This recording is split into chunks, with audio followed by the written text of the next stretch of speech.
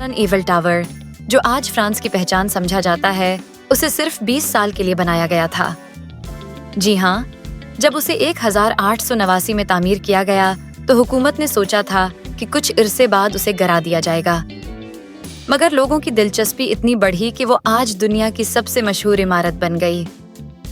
اسی طرح مصر کے عظیم اہرام جنہیں ہزاروں سال پہلے بنایا گیا، ابھی تک سائنسدان یہ نہیں سمجھ پائے کہ اتنے بڑے پتھر بغیر مشینوں کے کیسے اوپر چڑھائے گئے۔ کچھ ماہرین تو یہ بھی مانتے ہیں کہ شاید ان کے پاس کوئی ایسا علم تھا جو آج ہم کھو چکے ہیں۔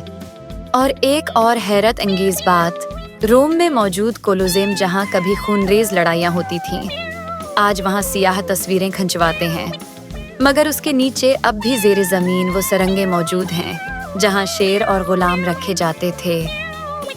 تاریخ صرف کتابوں میں لکھی باتیں نہیں